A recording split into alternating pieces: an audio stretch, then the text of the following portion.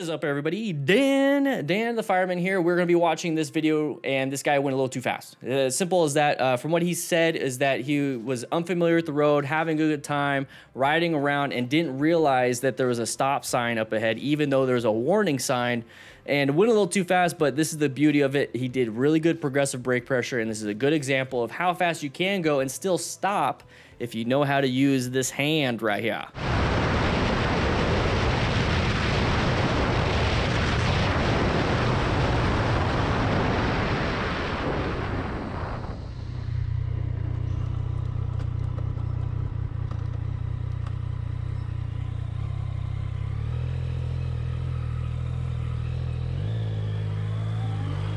All right, let's move on. So right here, what we have is going to be a stop sign. Okay, so this is a great clue, right? This is a great clue that there's an intersection coming up, and also he has his GPS down there. If he used code DanDan25, he could have had a better one. It wouldn't move so much because the X grips kind of, slide around. Anybody have that problem? Anyways, go ahead and grab yourself a rock form mount with code DanDan25. All right, so right here we have that stop sign. This is a good clue. You really need to be paying attention and realize that there is going to be a stop sign coming up, even if you're not all the way there. So this is a good example of white stage right in this moment. And then he goes back into yellow, and then he goes into orange, and then he applies progressive emergency braking because he doesn't want to run a stop sign, possibly get T-boned.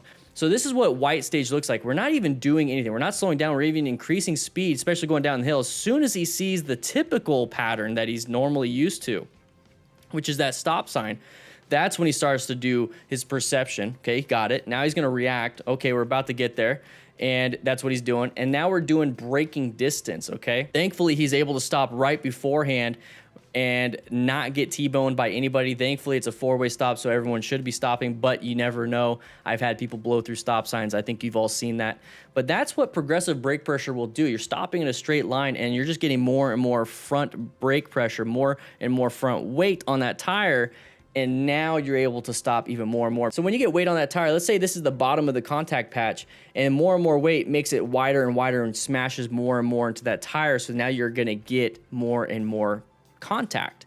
That is gonna allow you to stop more. More weight, friction, contact equals traction. That's exactly what progressive brake pressure will achieve for you if you use it the correct way. So let's go ahead and go back just a little bit here, and let's go ahead and take a look at some of the situations that could really help you out, especially as a smart rider. Okay, remember, seeking out and recognizing hazardous situations, fundamental skills, acquiring personal protective equipment, which he does have some gloves on, so very good on him. I'm assuming a jacket, helmet, hopefully pants and boots. So yeah, 3 out of 3 already. And yeah, he made a mistake. We'll go ahead and talk about that. And then he doesn't need to rescue anybody, which is great because that is like a last resort, but make sure you guys get that training. And then he's also teaching us right here. Okay, so he's teaching us that we need to focus on signs, all right? It's pretty simple to follow along on that one. But why is this sign here? You don't typically see this right before a stop sign unless it's what? It's a blind turn. It's blind area. It's a crest of a hill. You have all this foliage. The sign is actually kind of hidden. So this is going to give you a good idea that, hey, sign's coming up, okay? So be very careful with that.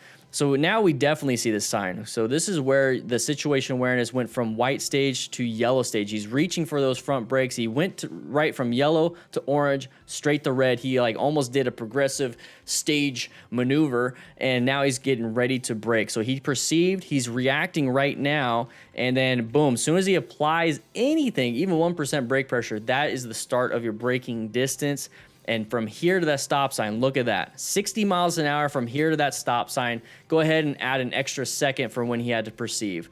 So perceive, let's give it right there. This is when he perceived 60 miles an hour. This is how long it took him to stop. This is why it's very important that you have that situational awareness, because you could start either here or you can start back here, okay? Right there. How about that? So this is where you can start rolling off that throttle. You don't have to apply the brakes, but at least roll off the throttle and cover those brakes so that you can remove that perception reaction and just do braking distance. That's where situation awareness kicks in. Your fundamental skills kick in when you actually have to apply the brakes. And then if all else fails, hopefully your gear is there. And then if you have a riding buddy with you, they can rescue you. But now we're all learning from it. But that's exactly why you need to be braking. That's exactly why you need to be paying attention. With that said, I hope you guys ride safe, be safe, and I'll be seeing you around.